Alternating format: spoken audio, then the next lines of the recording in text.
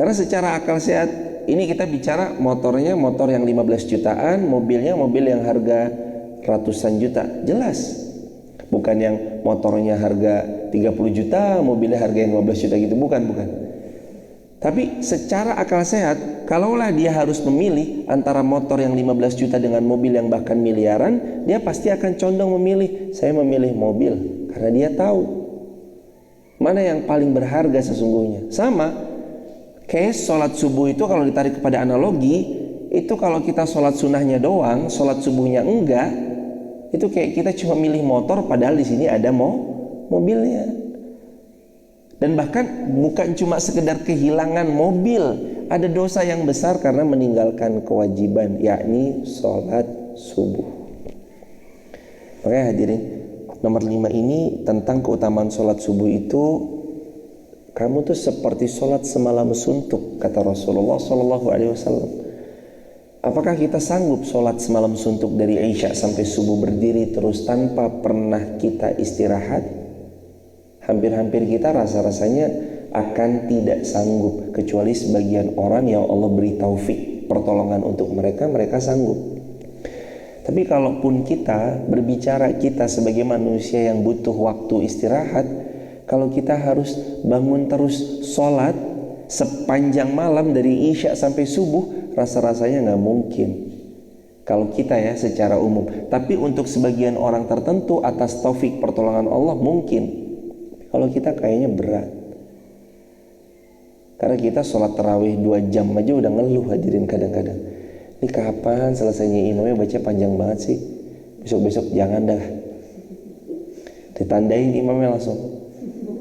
Kalau sekarang makanya ini tuh Allah lagi nawarin lewat lisannya Rasulullah SAW, barang siapa yang sholat Isya berjamaah seperti sholat separuh malam, siapa yang Isya jamaah ditambah subuh berjamaah seperti sholat semalam suntuk, pahalanya besar.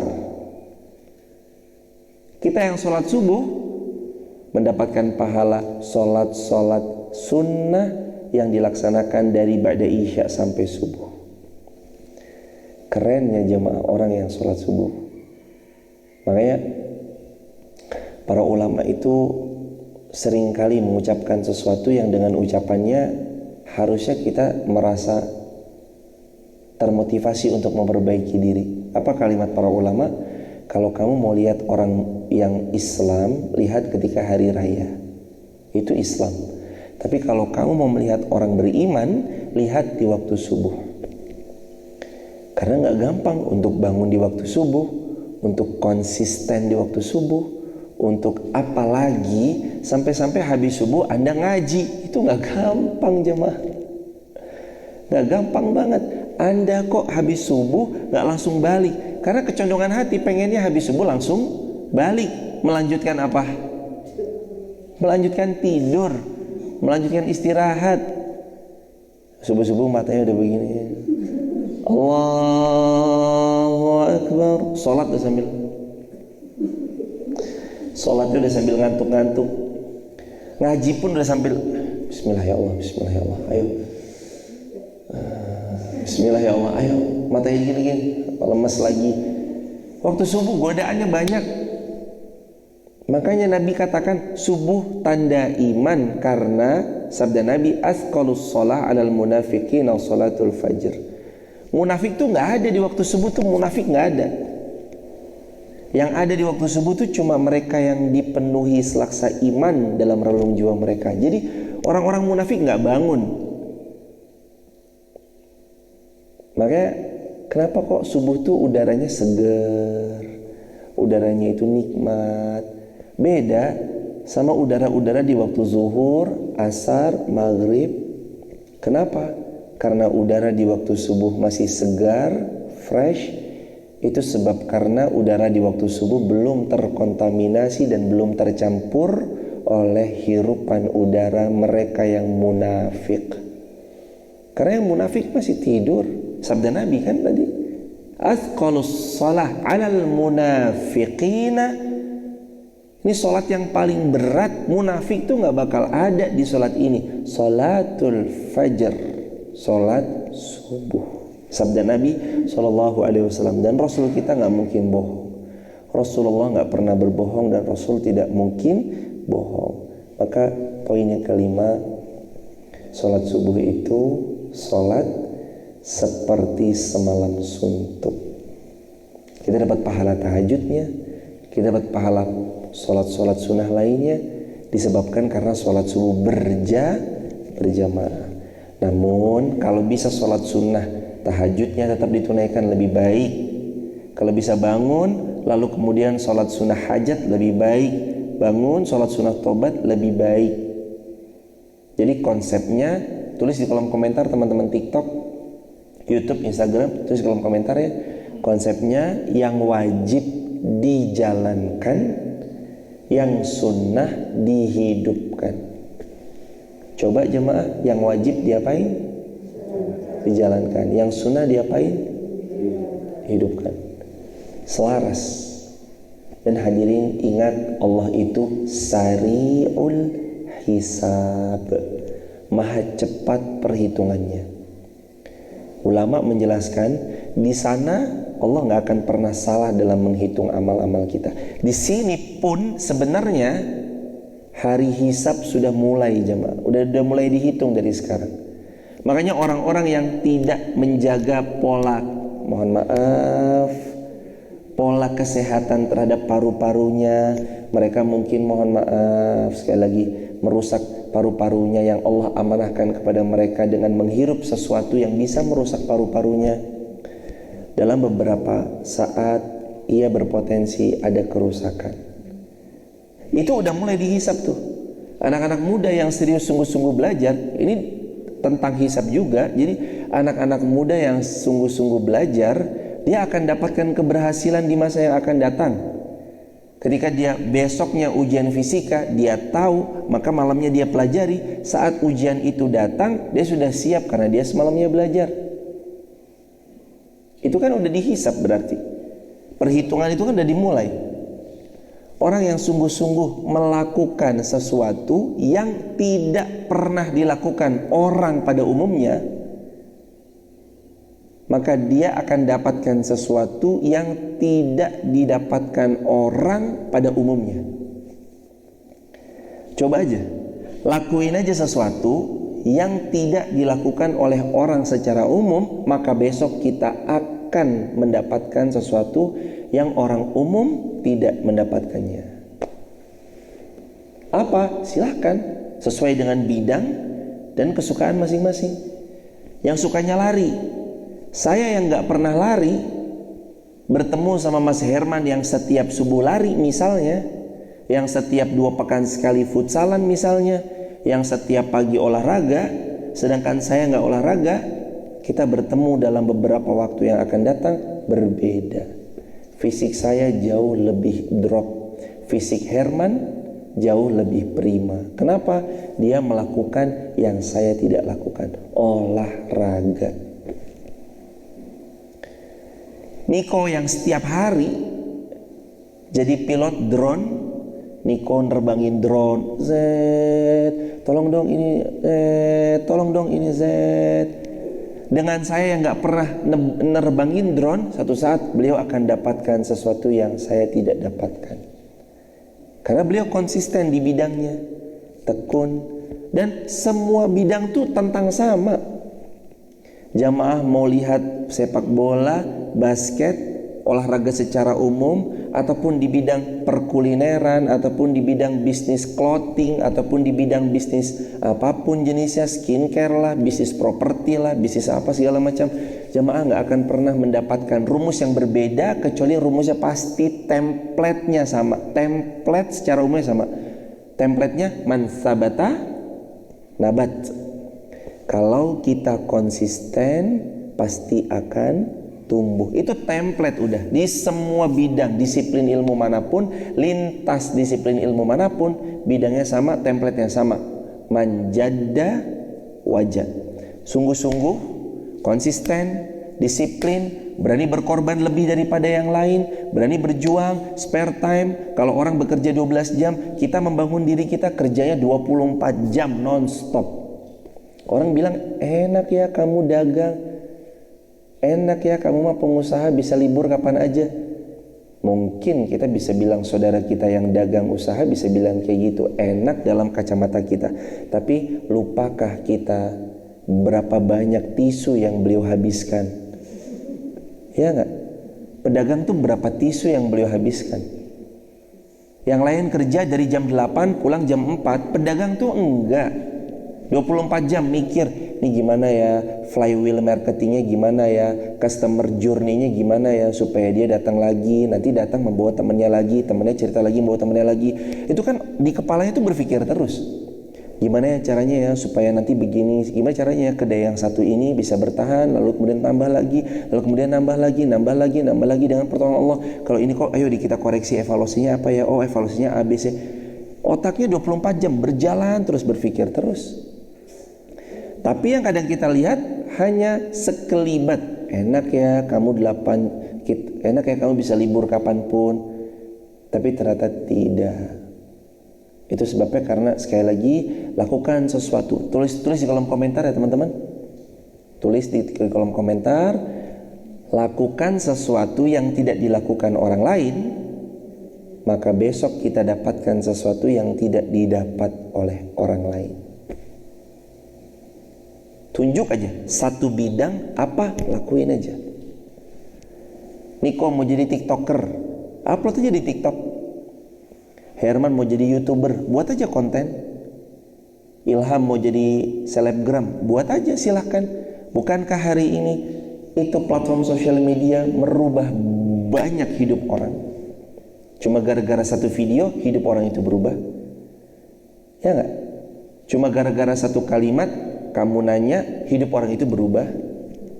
Bukankah itu fakta nyata di depan mata bahwa dunia ini sudah berubah 180 derajat. Zamannya kita gak sama zamannya anak-anak kita. Zamannya kita jauh berbeda sama zamannya anak-anak kita. Zaman anak-anak kita adalah zaman digitalisasi. Maka semuanya serba digital. Masjid bertransformasi jadi masjid digital. Dakwah bertransformasi jadi dakwah digital. Konten bertransformasi jadi konten digital. Iklan bertransformasi, yang dulunya door to door sekarang iklannya sudah digital ads. Dunia begitu cepat berubah. Siapa yang paling mudah beradaptasi? Dia yang paling mudah mendapatkan satu potong kue yang cukup lumayan besar. Dan hadirin jamaah dirahmati Allah, saat orang itu sudah berlari, larinya jauh, kita kalau nggak punya sprint lebih kuat dari mereka yang sudah lebih dulu lari, ngejarnya itu loh jamaah. Kita ngejarnya susah, bukan main.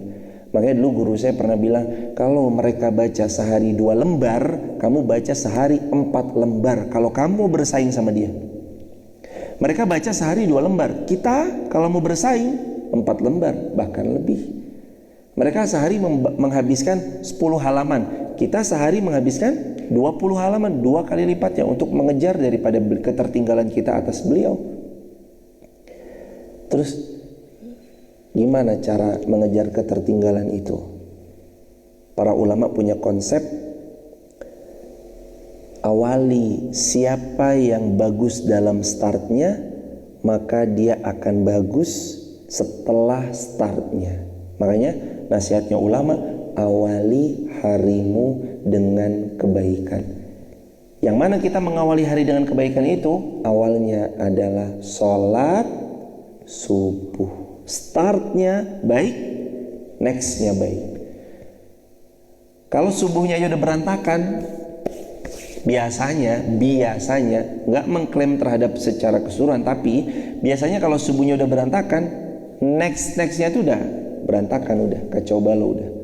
Tapi kalau subuhnya baik, nextnya baik. Start yang baik menentukan. Tulis di kolom komentar ya teman-teman, mohon kerendahan hatinya. Start yang baik menentukan. Atau bahasa Indonesianya, awal yang baik itu menentukan perjalanan berikutnya. Pernikahan yang diawali dengan baik-baik itu menentukan loh hadirin, dibanding pernikahan yang diawali dengan mohon maaf sudah bermaksiat kepada Allah. Lalu terus kemudian awal yang baik menentukan, di mana kita mau memilihkan sekolah untuk anak kita di lingkungan yang baik, menentukan kiprah terbangnya anak-anak kita setelah jenjang yang kita pilihkan terbaik buat dia, menentukan pijakan selanjutnya buat dia. Jadi jangan bilang, dia mah enak sekarang. Enggak, manusia hari ini yang kita bilang kamu mah enak, itu akumulasi dari bertahun-tahun dia melewati kehidupan ini. TK-nya, SD-nya, SMP-nya, SMA-nya, teman kuliahnya, atau mungkin langsung kerja, berarti teman kerjanya, circle-nya, lingkungannya, teman nongkrongnya, siapa yang sevisi misi sama dia untuk dia punya program, lalu kepada semuanya saling terlibat. Start yang baik menentukan. Awali hari dengan penuh kebaikan, sholat subuh. Subuhnya baik, jangan langsung tidur.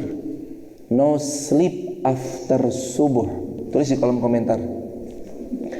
No sleep after subuh. NSAS. NSAS. No sleep after subuh. Nggak ada tidur habis subuh tuh, jangan tidur. Bangun, ngaji, baca Quran. Saya kan ngaji, nggak bisa baca Quran. Loh, tadi emang bukan baca Quran. Tadi kan dia baca Quran. Inna Qur'anal fajri kana mashhuda. Tadi kan kita baca Quran.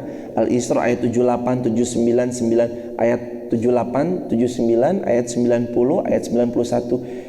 Tadi kita ayat 81. Tadi kita baca Quran. Itu Quran yang kita baca. Yang kata Nabi, siapa yang baca Quran mentadabburinya itu lebih baik daripada dia pulang dapat unta bagus lagi hamil besar. Unta ini unta yang paling mahal. 2 ayat lebih baik dari 2 unta. 3 ayat lebih baik dari 3 unta. Begitu seterusnya. Kalau tadi kita bahas berayat-ayat, hadisnya, dalilnya, Qurannya, hadisnya, bukankah dapat pahala yang besar luar biasa? Apalagi Nabi bersabda, siapa yang datang menuju majlis ilmu, sahalallahu lahu bihi tariqan ila jannah. Allah buatkan jalur VVIP masuk surga. Besok, ini kamu, hambaku, sini kamu kan yang ahli majlis ilmu ya? Iya. Jalurnya bukan yang antri sini, enggak, nih yang antri jalurnya beda. Ini kamu punya jalur VVIP. Ya Allah, saya tahu kok amalan saya nggak pantas masuk VVIP. Emangnya saya ngamalin apa? Kamu kan ikut kajian subuh kan? Iya, tapi saya nggak offline, saya online. Nggak apa-apa, walaupun online kamu kan ngaji. Ini jalur VVIP. Makanya teman-teman di TikTok, YouTube, Instagram, nggak apa-apa, semangat online, semangat. Walaupun online, semangat.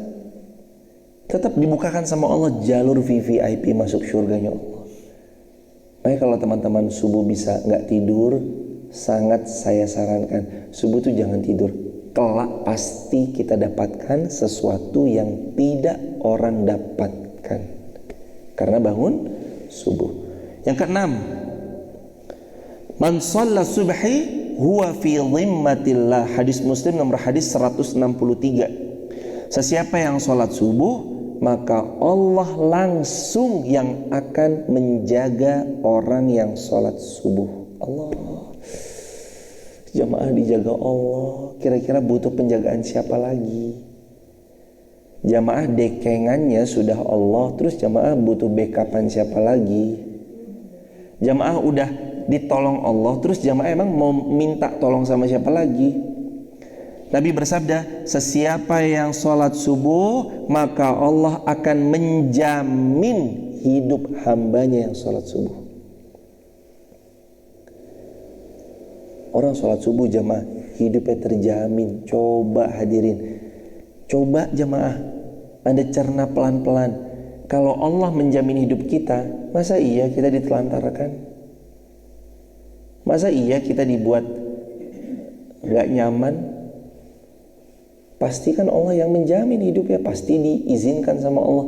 Dia lewati dengan penuh ketenangan hati. Walaupun ada air mata yang tertumpah, tapi karena dia tahu Allahnya Ar-Rahman Ar-Rahim, Maha Pengasih Maha Penyayang, maka dia akan punya baik sangka kepada Allah yang tidak ada habisnya.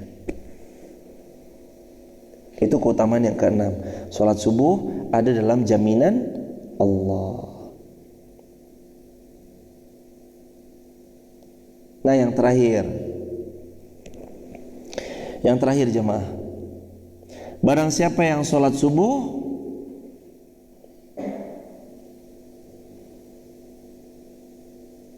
maka Allah akan menjaminnya. Lalu yang keberapa? Yang keenam. Yang ketujuh, yang ini yang meninggalkan ya hadirin. Tadi kan keutamaan, berarti ini lawan keutamaannya. Sesiapa yang tidak melaksanakan sholat subuh, maka Allah akan menemukannya, Allah akan menelungkupkannya, dan Allah akan membuat wajahnya menghadap, bahkan dilempar ke dalam neraka jahanam. Hadis Sahih Muslim nomor hadis 163. Kalau sholat subuh jaminannya banyak, yang ninggalin sholat subuh tuh pantes kadang nggak sholat subuh tuh menjadi penyebab gelisah, gundah, gamang, galau. Karena ternyata kalau kamu nggak sholat subuh, Allah cari, dan Allah nggak perlu nyari, Allah langsung temuin kamu.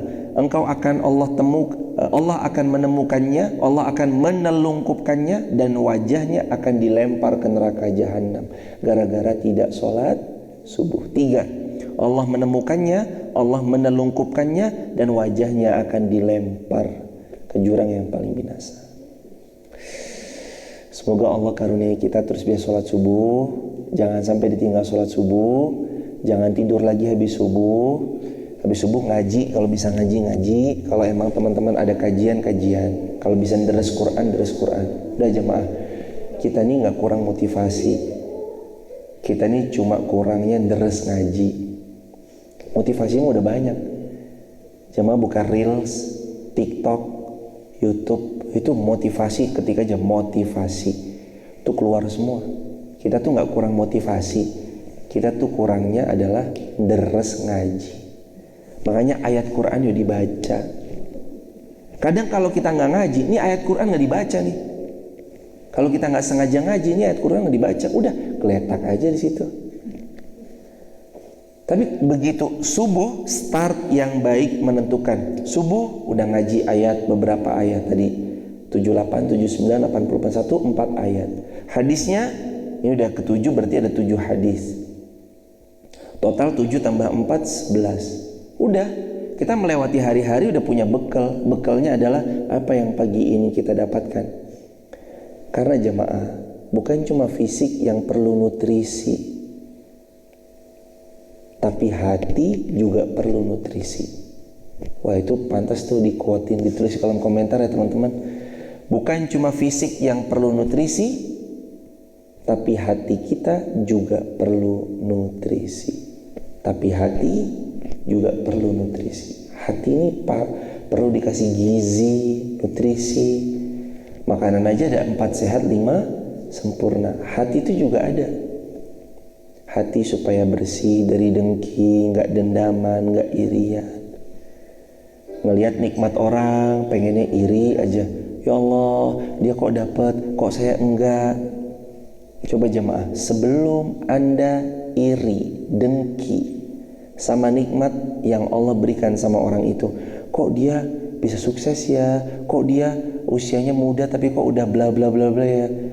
Jemaah, sebelum Anda dengkian sama nikmat yang Allah karuniakan sama orang, coba berpikir, apakah kita sudah melakukan, sudah berjuang, sudah berkorban seperti yang beliau telah pernah perjuangkan, lakukan dan korbankan? Kalau belum, gak pantas Anda mendengki siapapun.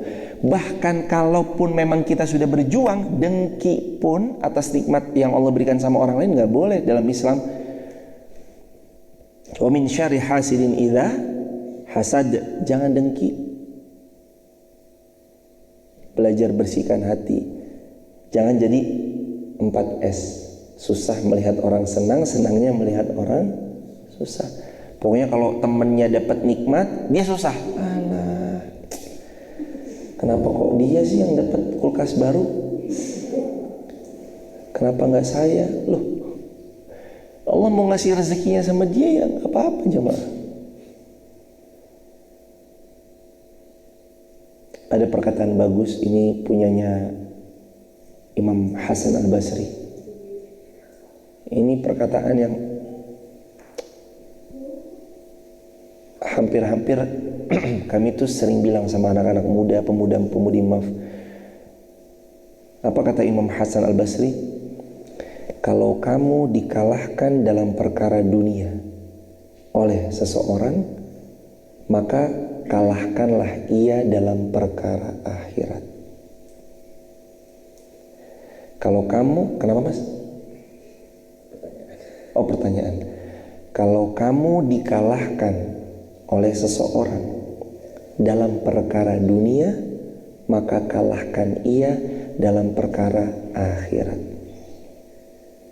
Jadi kalau kita kalah dunia, yuk kalahin dalam akhirat lah. Jangan sampai ini mah dunianya udah kalah, akhiratnya tambah kalah.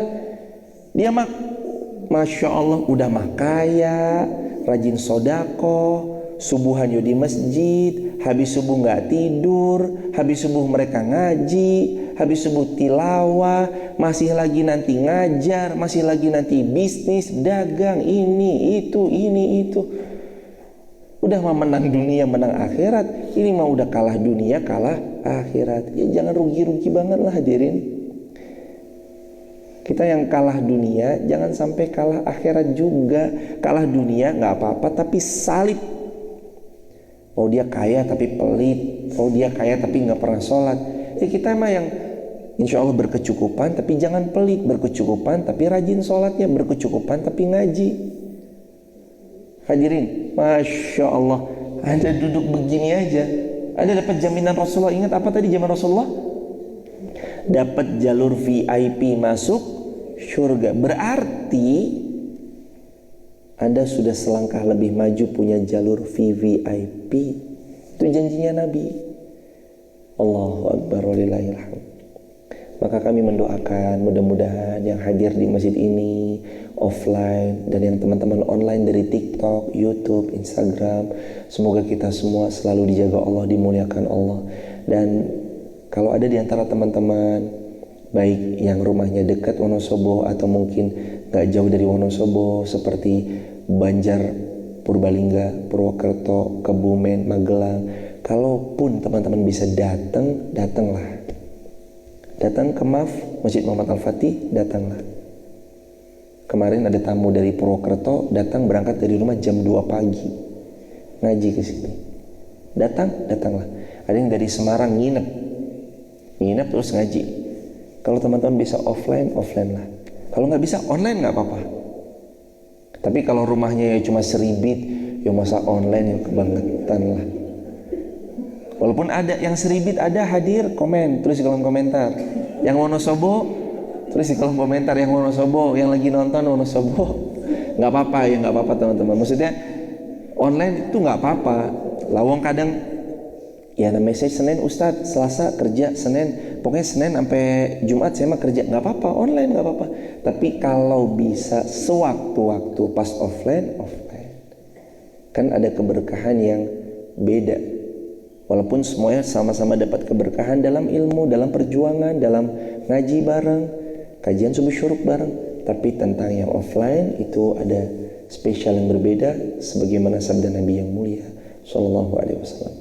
Baik jemaah yang dirahmati Allah, sampai sini kajian kita. Untuk teman-teman di TikTok, YouTube, Instagram, kalau ada yang mau bergabung di grup WhatsApp kajian kami, isinya adalah tentang video pendek yang teman-teman bisa jadikan story WA atau disebarkan ke grup-grup keluarga.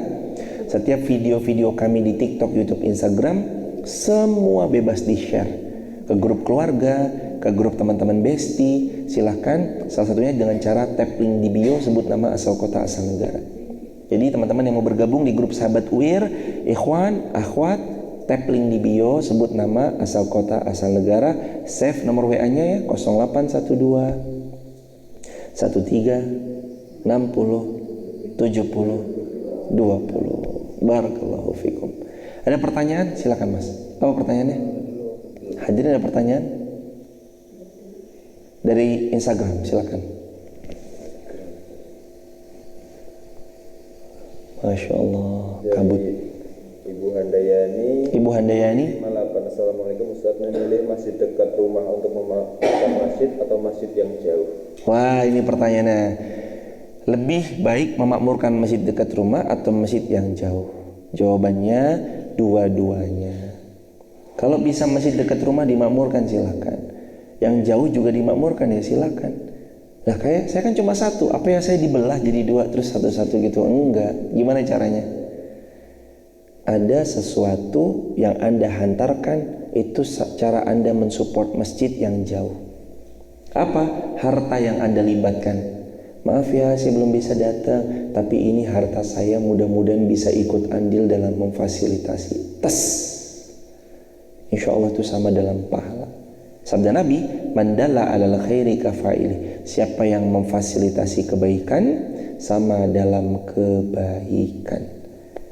Ibu nggak sholat di Muhammad Al-Fatih, tapi sejadah ini sejadahnya hadirin.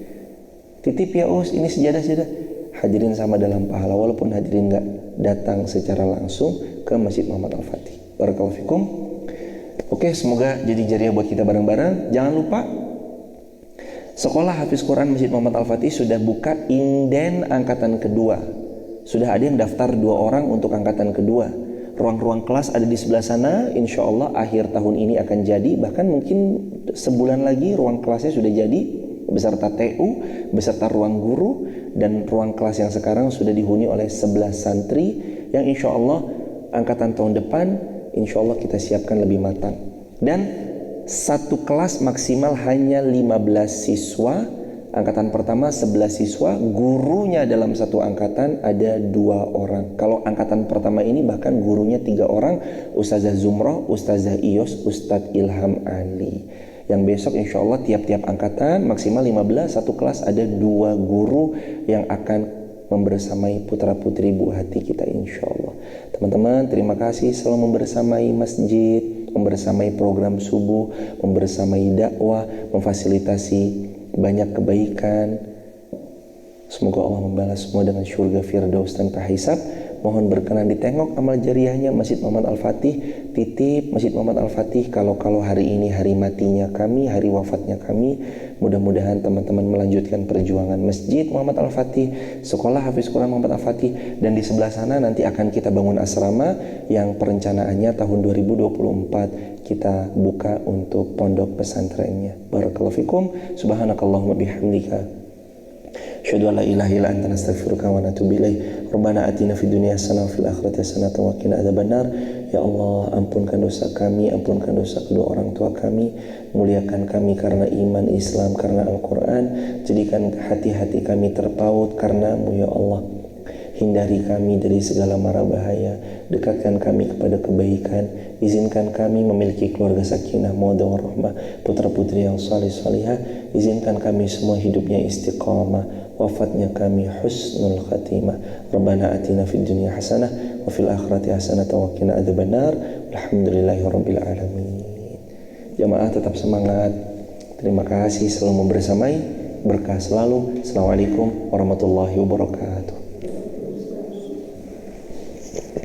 Barakallahu fikum. Kalau dia mau bergabung di grup WhatsApp kajian kami, tap link di bio ya teman-teman. Sebut nama, asal kota, asal negara. Barakallah.